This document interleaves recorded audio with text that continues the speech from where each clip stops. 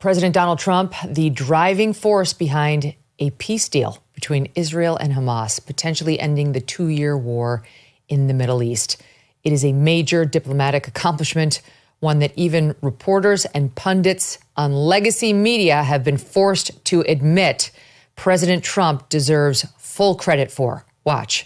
Make no mistake, it looks like President Trump has actually pulled off something here that many presidents before him have failed to do. It's a momentous day. There's not much good news in the world. This is great news. I am trying to hold it together, honestly. I've worked on this issue a very long time. I just need to underscore what an enormous moment this is for so many people in this region, for the people of Gaza who have endured 2 years of war, for the families of these 48 remaining hostages who have endured 2 years of absolute agony.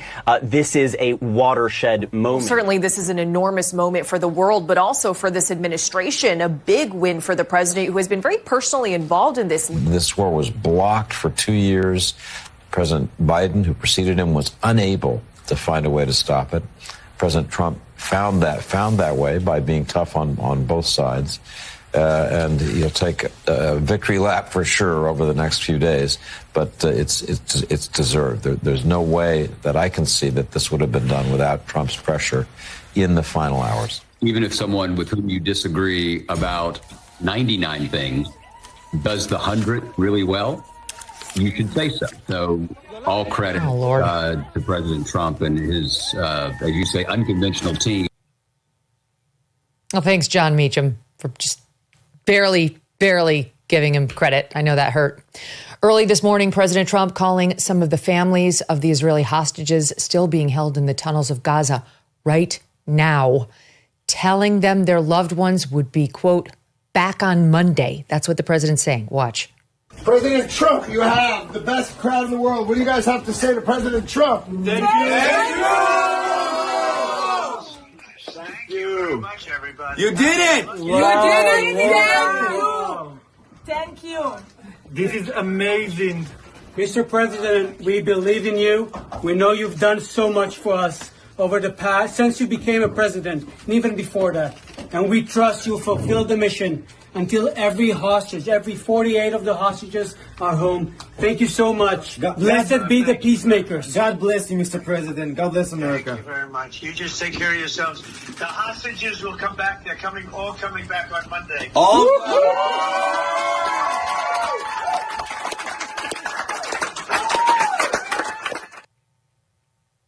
It's amazing. It's amazing. I mean, like, imagine what those poor families have been through for 2 years, worrying about their loved ones, and now finally finding out that President Trump got this done. It's just, what an incredible accomplishment. I mean, that's the kind of thing when President Trump dies, hopefully many, many years from now, like, it'll be one of the first things they mention about him.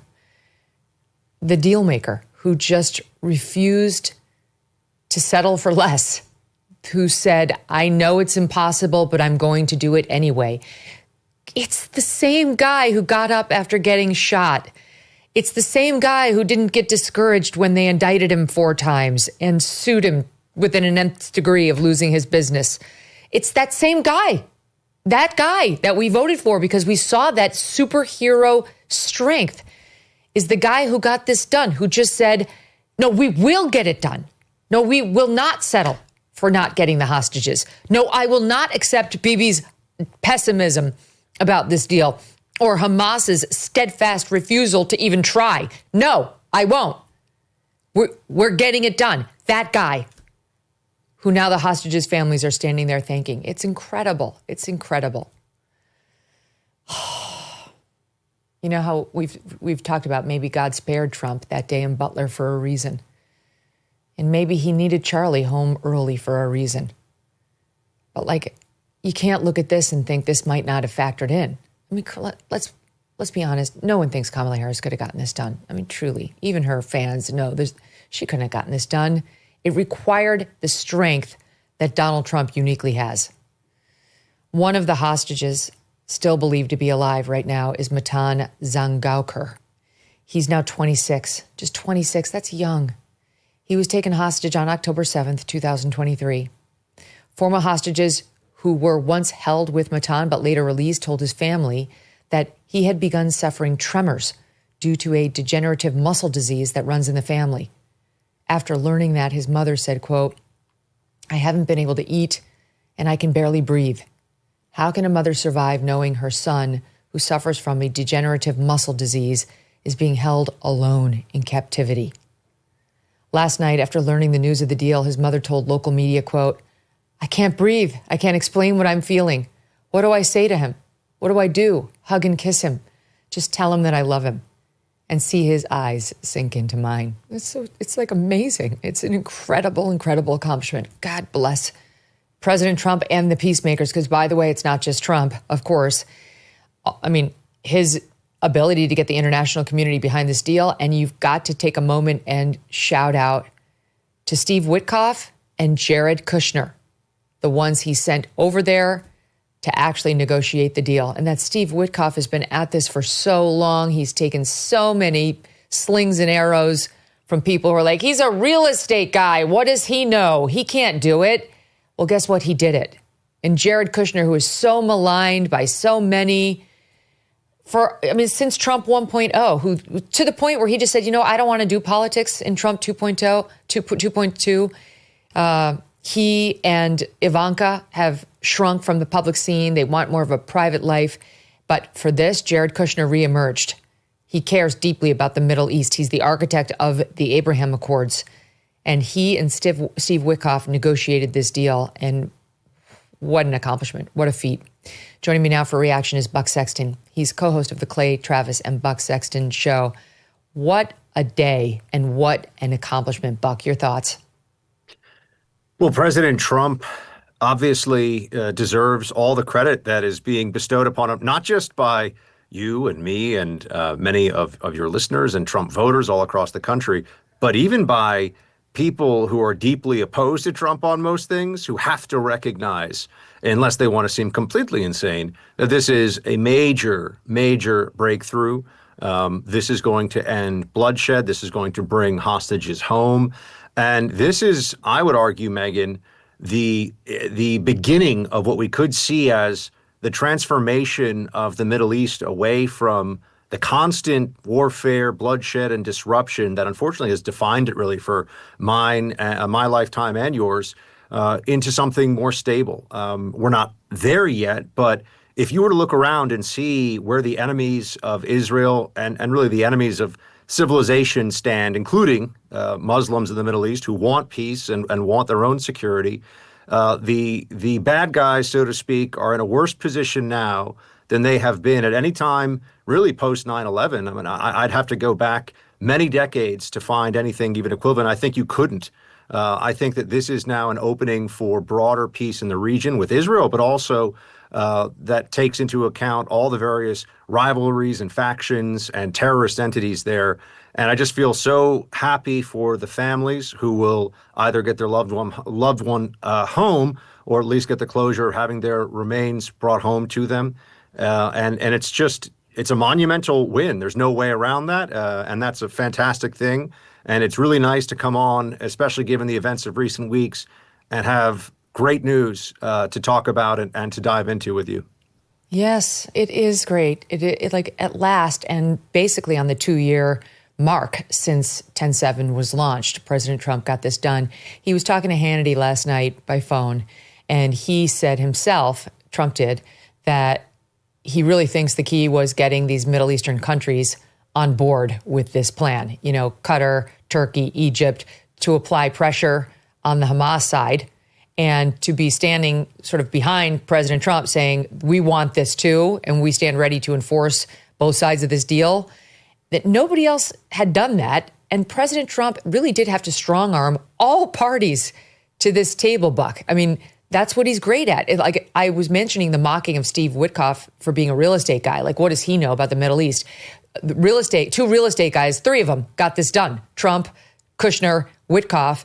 I don't think actually that's any accident, given what real estate guys actually do for a living.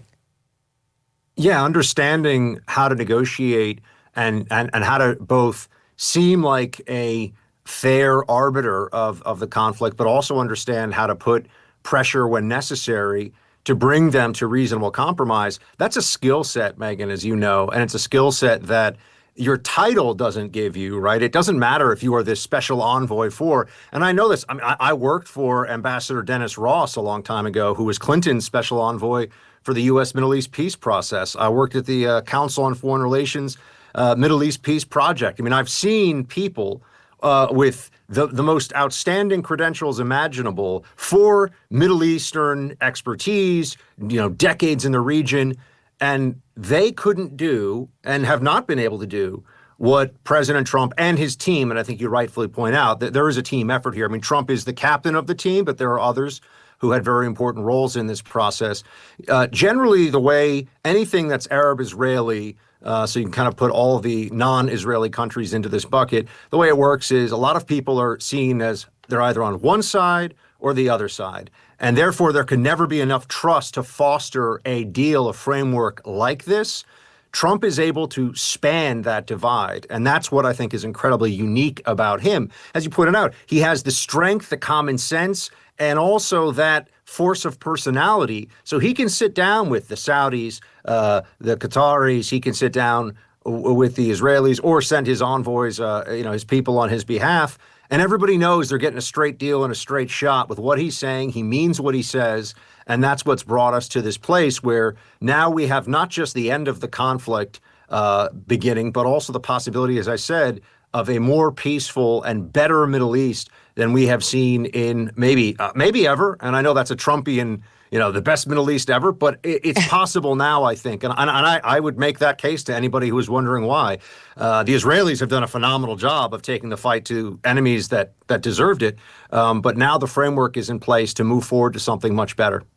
Definitely want to talk about what's happening next in the Middle East in a second. But it does occur to me, Buck, that we watch President Trump and what can seem to many like an erratic style of governing, like we're sending troops into Portland, and now we're sending troops into Chicago, and, we're slapping tariffs, 100% tariffs on this country or that country. But like the truth is President Trump does have legitimate policy objectives in each of these decisions that is perceived by some as erratic or, out of control or whatever they want to call it. All of that is actually an important piece of convincing people like the Palestinians, and for that matter, their Arab allies, that President Trump is totally unpredictable and you don't want him mad at you. You do not want him turning his ire against you, deciding that you're a bad guy with whom he cannot negotiate, because it's one of those things like that MFer really might just do what he's threatening, and we can't afford that. He was talking to Hannity last night about getting some of these other conflicts settled. The count is up to 7 or 8 now in terms of conflicts or wars that President Trump has helped bring to a close. And he was saying he's used the tariffs in many of these instances to say, you don't wrap this up, we're not going to do trade with you. You're not going to be able to sell your goods in the United States of America. And he was saying, you want to see that turn people around like that? It does, because they know he'll follow through. Something he's getting sued over right now up at the U.S. Supreme Court. It's all kind of part of the same package. Buy gold and get free silver. That's right. For every $5,000 purchased from Birch Gold Group this month in advance of Veterans Day, they will send you a free patriotic silver round that commemorates the Gadsden and American flags. It's like the Cornelius purchase of gold. Silver and gold all together, thanks to Birch Gold.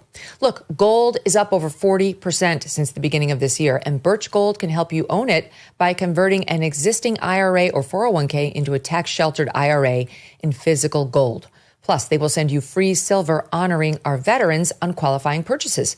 And if you are current or former military, Birch Gold has a special offer just for you. They're waiving custodial fees for the first year on investments of any amount. With an A+ rating from the Better Business Bureau and tens of thousands of happy customers, consider diversifying your savings into gold. Text MK to the number 989898 for a free info kit and to claim your eligibility for free silver with qualifying purchases. Before the end of the month. Do it before the end of the month. Again, text MK to 989898. Message and data rates may apply. Thanks so much for watching. If you like what you just saw, hit the subscribe button for more clips and full episodes.